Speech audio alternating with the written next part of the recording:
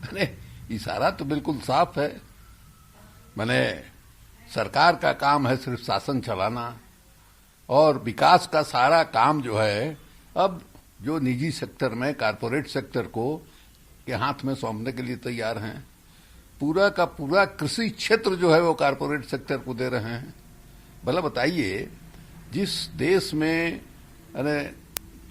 एक बड़ी आबादी गांव में रहती है, हमारे यहाँ जो सेंसस है उस सेंसस के हिसाब से 33-34% लोग शहर में हैं, बाकी तमाम लोग गांव में रहते हैं।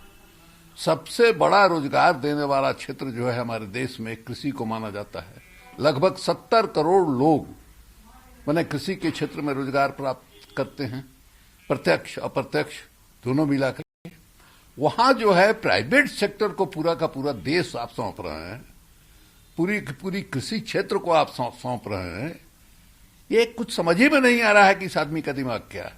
एकदम बिल्कुल बेशर्मी की तरह आजादी की लड़ाई से लेकर आजादी के बाद तक जो एक सरकारों ने निर्माण किया था, पब्लिक सेक्टर बनाया था, ये उस समय बनाया था जिस समय निजी क्षेत्र के लोग पूंजी लगाने के लिए तैयार नहीं थे। कोयला के क्षेत्र में, स्टील के क्षेत्र में, लोहा के क्षेत्र में, पेट्रोलियम के क्षेत्र में पूंजी लगाने के लिए तैयार नहीं थे। उन लोगों ने जोखिम लेना कबूल नहीं किया। उस समय सरकार ने इन संस्थाओं को खड़ा किया। आप ये कह सकते हैं कि वो संस्थाएं कायदे से नहीं चल पाई, ये अलग बात है, लेकिन अब सबको खत्म करके और आप जो है निजी क्षेत्र में सौंप रहे हैं और सीधे खुलेआम बेशर्म की तरह कह रहे हैं कि government has no business to do business. ये एक बड़ा बदलाव, परिवर्तन आया है। और आरएसएस जो स्वदेशी की बात करने वाली है, जनता की बात करती है, वो चुपचाप जो है तमाशा देख रही है। नरेंद्र मोदी का कद जो है आरएसएस से काफी ऊंचा हो गया। अटल बिहारी वाजपेयी का भी कद जो है आरएसएस से ऊंचा हुआ था, लेकिन अटल बिहारी वाजपेयी का कद से भी ऊंचा कद और किसी की हिम्मत नहीं है कि बोल सके। तो अभी नरेंद्र मोदी जी लगे हुए हैं, एक ही जगह आशा दिखाई दे रही है, किसानों का आंदोलन। आनंद शर्मा ने भी राहुल गांधी से स्पष्टीकरण एक तरह से सवाल पूछा है। साउथ और नॉर्थ जो वोटर को उन्होंने स्टेटमेंट दिया था राहुल गांधी ने एक बात कही थी कि जो साउथ इंडिया के वोटर होते हैं और नॉर्थ इंडिया के वोटर्स ज्यादा सेंसिटिव होते हैं, ज्यादा इंटेलेक्चुअल होते हैं। इस पर आनंद शर्मा ने भी सवाल खड़े किए हैं। देखिए, नहीं तो जग जाहिर है, देश की बनावट ऐसी है कि आप एक तराजू पर पूरे देश को नहीं तौल सकते, एक चश्मे से आप पूरे देश को नहीं देख सकते। बनावट अलग अलग है, परंपरा अलग अलग है, बोली अलग अलग है, साहित्य अलग अलग है। तो आप एक एक ही स्केल पर आप नहीं सबको तौल सकते। अब हमको याद है कि जब इमरजेंसी के बाद जो 1977 का चुनाव हुआ था, तो उत्तर भारत जो है वो एकदम इंदिरा गांधी के खिलाफ, कांग्रेस साफ हो गई थी उत्तर भारत में, लेकिन दक्षिण भारत ने कांग्रेस को संभाल लिया था। तो एक फर्क है सोच में, एक्शन में दिखाई देता है, इसमें कहीं कोई संदेह नहीं है। तो इसलिए अगर वो कहते हैं तो इसमें हमको नहीं लगता है कि कोई नाजायज बात है, देश को बांटने वाली बात है। अलग अलग संस्कृति को आप पहचानिएगा नहीं। जैसे इन्हीं लोगों ने कहा कि हिंदी को पढ़ना एसेंशियल होगा।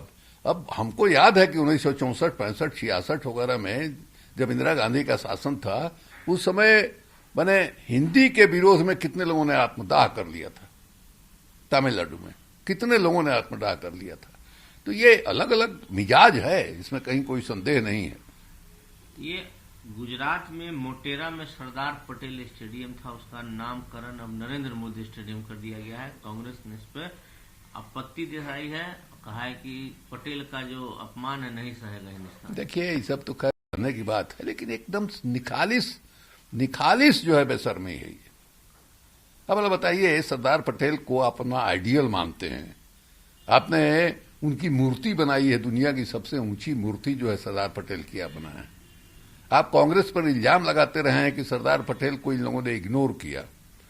एक ही परिवार जो है पूरे देश में छाया रहा और एक ही परिवार को आजादी की लड़ाई का भी सेहरा दिया जा रहा है।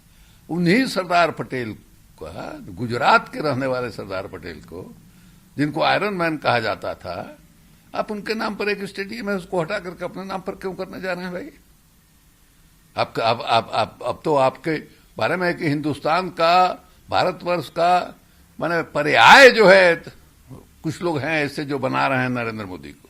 भारतवर्ष का मतलब जैसे माने एक समय में इंदिरा गांधी को लोग बनाए थे कि इंडिया इज माने इंदिरा इज इंडिया, कुछ उसी तरह का वातावरण जो है देश के अंदर जो है बना हुआ है।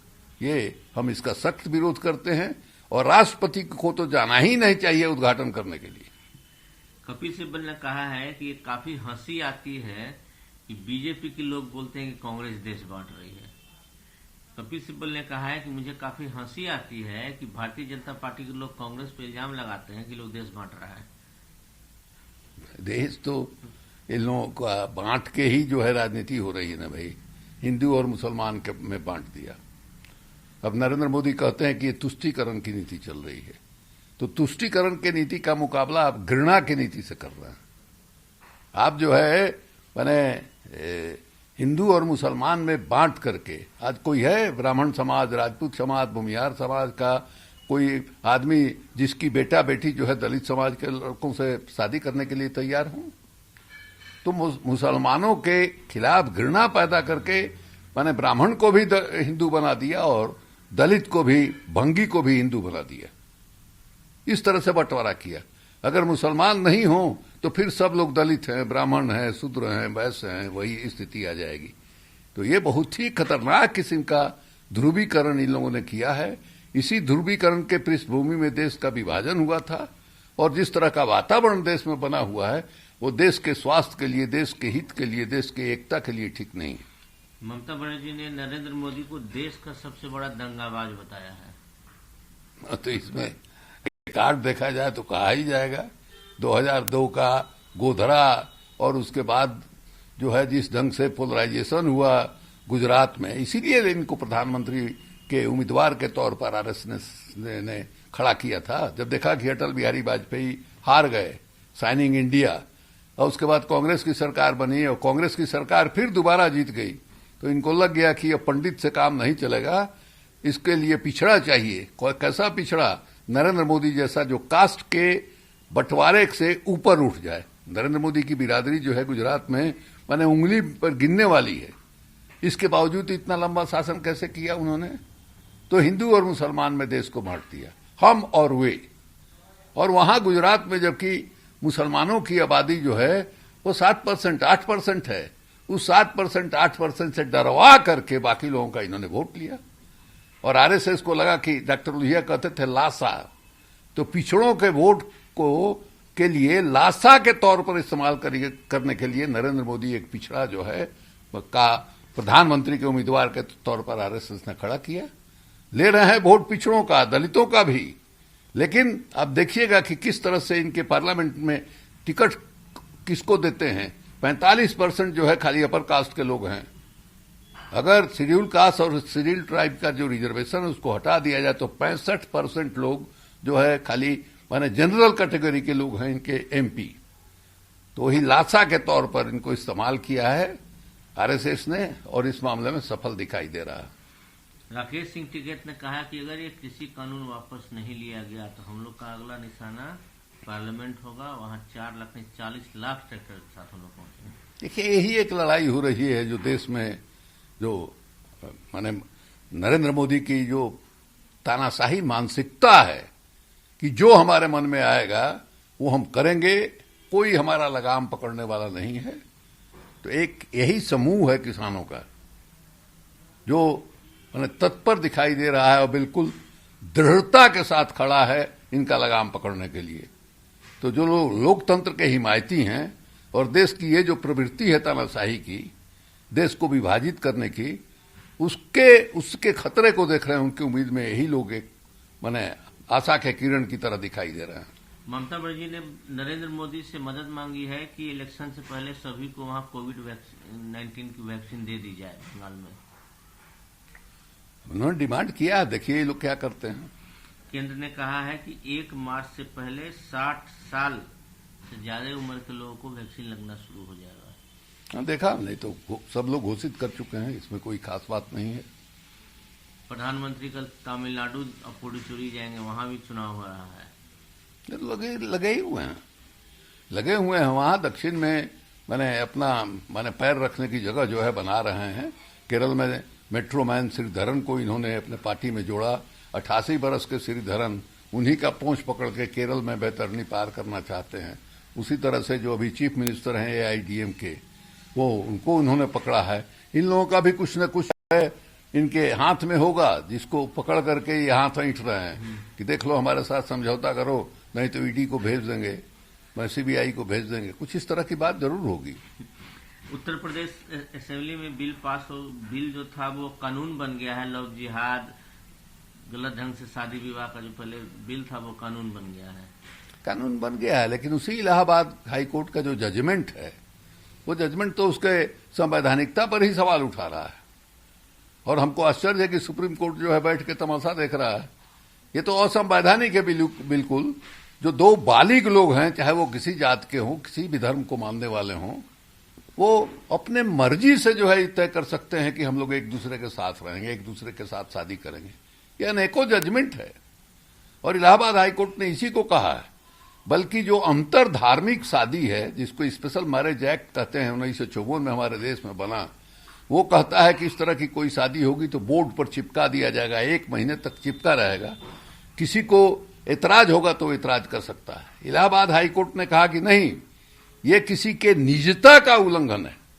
और सुप्रीम कोर्ट ये फैसला दे चुका है कि निजता जो है फंडामेंटल राइट है। तो ये जो नोटिस बोर्ड पर चिपकाने का जो है उस कानून में 1 महीना तक चिपका रहेगा, उसको भी अवैध करार दिया इलाहाबाद हाईकोर्ट के जजमेंट में। तो जिस प्रदेश में ये कानून बन रहा है, उस प्रदेश का हाई कोर्ट जो है इसको असंवैधानिक घोषित कर चुका है। बिहार की बात कर लेते हैं। सीतामढ़ी में घटना घटी, पुलिस गई थी, शराब के बिजनेसमैन के छापा मारने, उसकी हत्या कर दी जाती है। तो ये तो अब इसका जवाब तो भाई नीतीश जी देंगे। अभी भी पार्लियामेंट असेंबली में उन्होंने कहा कि ये कायम रहेगा। कांग्रेस के मुंह पर उन्होंने एक ढंग से आईना दिखाया कि भाई आपके मेंबरशिप के फार्म पर लिखा हुआ है कि हम कोई नशा का सेवन नहीं करेंगे। और ये फैक्ट है। एक जमाना में गांधी जी के प्रभाव से खादी पहनना, नशा से दूर रहना, ये सब जो है मेंबरी का कांग्रेस का शर्त होता था, ये सब था। लेकिन गांधी जी ने जो कहा है नशा सेवन से लोगों को अलग करने के लिए जो उन्होंने कदम बढ़ाए हैं, किस तरह से नौजवानों के खेल कूद का इंतजाम होना चाहिए, मनोरंजन का इंतजाम होना चाहिए, इस तरह का उनका बजाबते 15 सूत्री रचनात्मक कार्यक्रम में 3 नंबर पर नशाबंदी शामिल है। उसको उस तरह की व्यवस्था आप कर नहीं रहे हैं। और जबरदस्ती जो है ये कानून के जरिए आप चाहते हैं कि बिहार के लोगों को हम साधु बना देंगे, महात्मा बना देंगे। ये होता नहीं है। नतीजा वही होता है जो अभी आपने बताया, सीतामढ़ी में जो घटना हुई है। इस तरह घटना ये कोई पहली घटना नहीं है सीतामढ़ी में जो घटना हुई है, और न ये अंतिम घटना है। ये इस तरह की घटनाएं होती रहेंगी बिहार में।